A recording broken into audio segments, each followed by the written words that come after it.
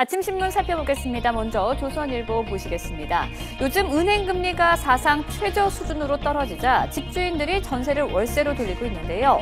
월세는 물론이고 월세 보증금까지 올라서 세입자들이 이중고를 겪고 있다는 기사입니다.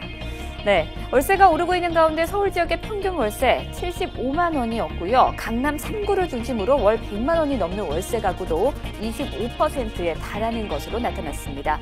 월세 보증금의 경우에는요, 지난해보다 25% 오른 1억 6,700만 원으로 나타났는데요. 은행 대출 등 월세집 문제 해결을 위한 지출이 늘면서 서민들의 가게 살림은 더 어려워졌다는 기사입니다. 네, 다음은 한겨레 신문 살펴보도록 하겠습니다.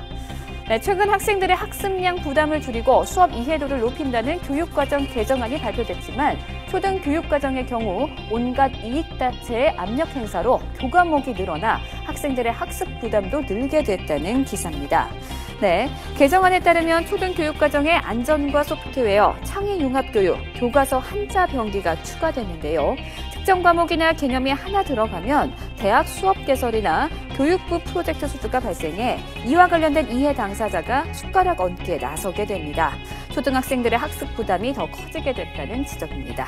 다음은 경향신문입니다. 네, 지난달 28일 설악산 케이블카 사업안이 조건부로 승인됐는데요. 사업을 심의해야 할 정부가 설악산 케이블카 승인 이전부터 지리산 케이블카 설치까지 기정사실화하고 사업을 주도했다는 기사입니다. 케이블카 사업 관련 부처 회의록을 보면 환경부 주관으로 양양군에 설악산 케이블카 설치 컨설팅 변경안 마련을 지원하라는 내용이 담겼고, 지난해 12월 회의에서는 설악산 케이블카 사업 이후 검토하겠다던 지리산 케이블카를 문제없이 추진하라는 내용이 포함됐습니다.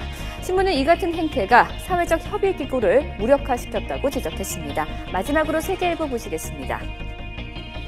네, 해외 교과서에 실린 우리나라 관련 내용의 상당 부분 오류가 포함됐다는 기사입니다. 대표적인 오류는 동해를 일본해로 표기했거나 일본 정부가 역사 왜곡 차원에서 주장하는 임나 일본 부설 등인데요.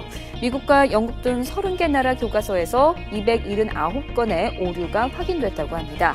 명백한 역사 왜곡 내용을 외국 학생들이 학습할 경우 우리나라에 대한 잘못된 인식이 확산될 수 있어 우려되고 있습니다. 지금까지 오늘 아침 신문 살펴봤습니다.